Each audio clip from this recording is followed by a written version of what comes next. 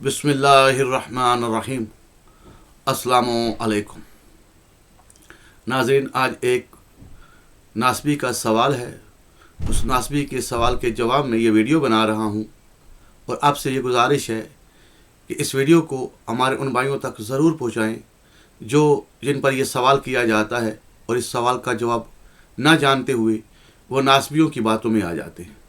नासबियों का सवाल ये है कि तुम शिया हज़रात ये कहते हो कि नबी करीम सल्लल्लाहु अलैहि वसल्लम के बाद जो उनके 12 जानशीन हैं जिनको तुम इमाम कहते हो, तो उनका मकसद लोगों को हिदायत करना है।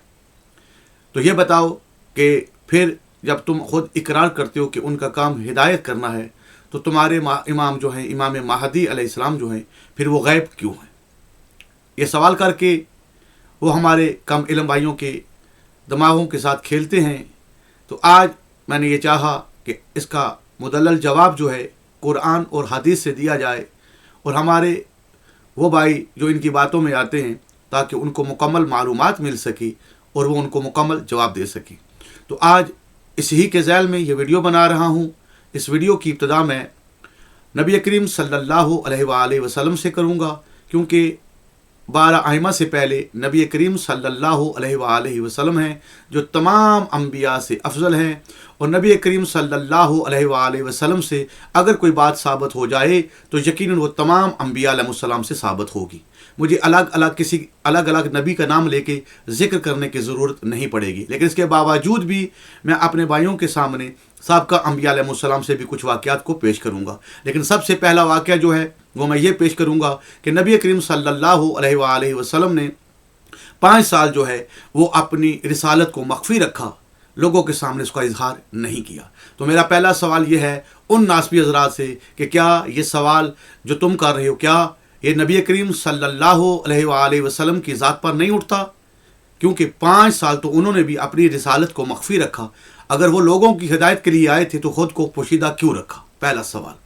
दूसरा सवाल यह है कि शेब अबी तालिब में क्या नबी करीम सल्लल्लाहु अलैहि वसल्लम तमाम मुसलमानों के यहाँ ये मुश्तरका तौर पर बात मौजूद है या नहीं कि उन्होंने शेब अबी तालिब के अंदर वो रहे?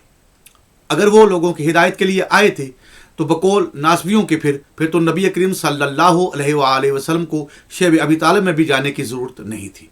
इसी तरह अब चलते हैं ईसा अलैहिस्सलाम की तरफ। ईसा अलैहिस्सलाम से लेके हमारे नबी तक 500 साल का गैप है, और 500 साल का जो गैप है, क्या हज़रत ईसा अलैहिस्सलाम आज दिन तक क्या गैब हैं या नहीं? और क्या अगर वो लोगों को हिदायत करने के लिए आए थे तो इतनी तवील गैबत में क्यों गए? फिर सवाल होता है हज़रत मूसा अलैहिस्सलाम का कि हज़रत मूसा अलैहिस्सलाम के 2 वाक़यात कुरान के अंदर मौजूद हैं। एक 40 रातों का कि वो अपनी उम्मत के साथ वादा करके गए, तो 40 रातें बकौल अगर नासबियों की बात को माना जाए तो अपनी उम्मत को बग़ैर हिदायत को क्यों छोड़ दिया? नाउज़ु बिल्लाह। हालांकि हारून अलैहिस्सलाम को छोड़ के गए थे।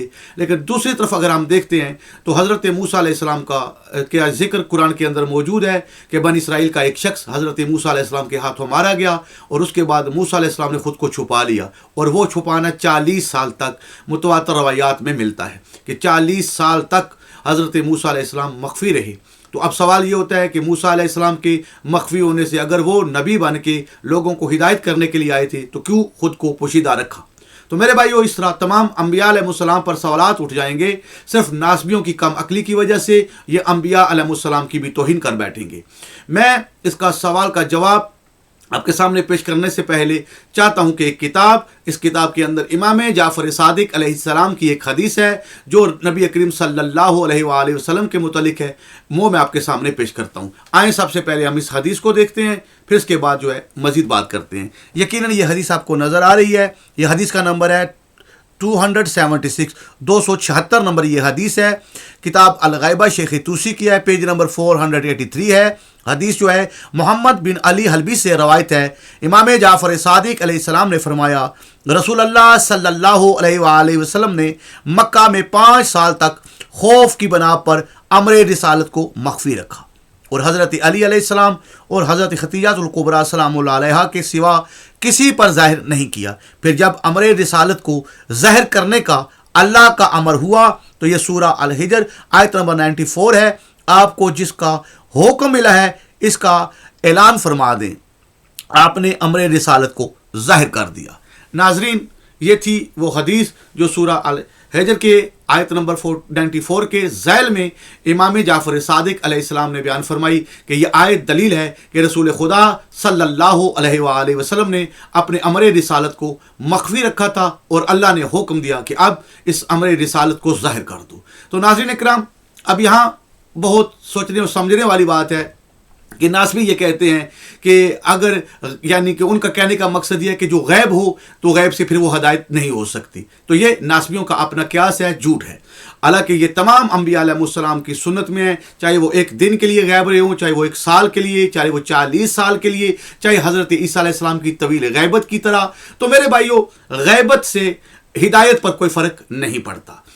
اگر کوئی نبی ہو تو اس کے غائب ہونے سے وہ جس منصب ہدایت کے لیے آیا ہے، لوگوں کو ہدایت کرنے کے لیے آیا ہے، اس کی غیبت سے اس کی ہدایت پر کوئی فرق نہیں پڑتا۔ کوئی رسول ہو، اس کی غیبت سے اس کی لوگوں کو ہدایت کرنے پر کوئی فرق نہیں پڑتا۔ تو بقول ناسبی حضرات، اب دیکھ لیا آپ نے ناسبی کہ یہ اللہ کا قانون ہے، اس کی حجتوں کا یہ قانون ہے۔ اس ہی طرح امام مہدی علیہ السلام کی غیبت سے لوگوں کو ہدایت پر کوئی فرق نہیں پڑتا۔ اور اس سے پہلے امام جعفر صادق علیہ السلام کی میں نے دوسری بہت سی ویڈیوز کے اندر وہ حدیث بھی بیان کی ہے کہ جب لوگوں نے پوچھا کہ آپ کے امام مہدی علیہ السلام کے متعلق کہ جب آپ بتا رہے ہیں کہ وہ طویل غیبت میں جائیں گے تو لوگوں کو ہدایت کیسے ہوگی، تو اس کے ذیل میں بھی امام مہدی علیہ السلام کی غیبت پر امام جعفر صادق علیہ السلام نے ایک ایسا جواب دیا، اس زمین پر کسی کی جرأت نہیں کہ وہ اس کا انکار کر سکے یا اس دلیل کا رد کر سکے۔ تو امام جعفر صادق علیہ السلام نے فرمایا کہ اس زمین پر بسنے والے تمام انسان،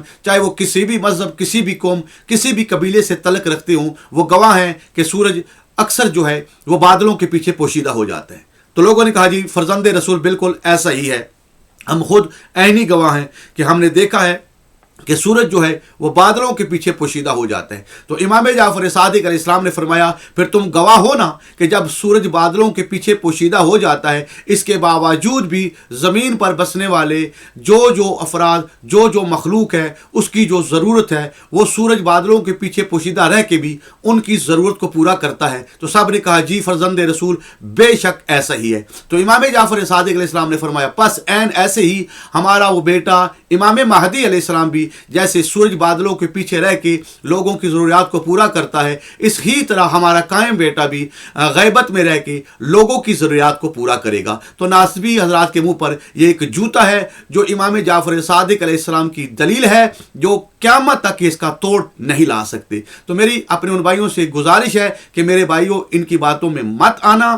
یہ بھائی جو ہیں آپ کو گمراہ کرنے کے لیے اس طرح کے سوالات لے کے آتے ہیں، اور یہ بھی نہیں جانتے کہ جو سوالات ہم اٹھا رہے ہیں یہ صرف امام مہدی علیہ السلام کی ذات پر نہیں رکیں گے بلکہ اللہ کی ہر حجت پر چلے جائیں گے، کیونکہ تمام خدا کی حجتیں چاہے وہ نبی کی شکل میں ہوں، چاہے وہ رسول کی شکل میں ہوں، چاہے وہ امام کی شکل میں ہوں، ان تمام کا تمام دنیا میں آنے کا مقصد لوگوں کی ہدایت کرنا ہوتا ہے۔ تو اگر انبیاء علیہ السلام بھی لوگوں کی ہدایت کے لیے آتے ہیں اور اس کے باوجود وہ غائب ہوتے ہیں، وہ پوشیدہ ہوتے ہیں، اور اسی طرح اگر امام مہدی علیہ السلام بھی لوگوں کی ہدایت کے لیے آئے ہیں اور پوشیدہ ہوئے ہیں تو ان کی ذات پر سوال نہیں بنتا۔ اور اس کا جواب آپ کے سامنے موجود ہے کہ وہ غیبت میں رہ کر بھی جس طرح بادلوں کے پیچھے سورج رہ کے مخلوق کی ضروریات کو پورا کرتا ہے، اس ہی طرح امام مہدی علیہ السلام کی غیبت جو ہے وہ غیبت میں رہ کے لوگوں کی ضروریات کو یعنی ہدایت کو لوگوں تک پہنچا رہے ہیں۔ دعاؤں میں یاد رکھیے گا۔ السلام علیکم۔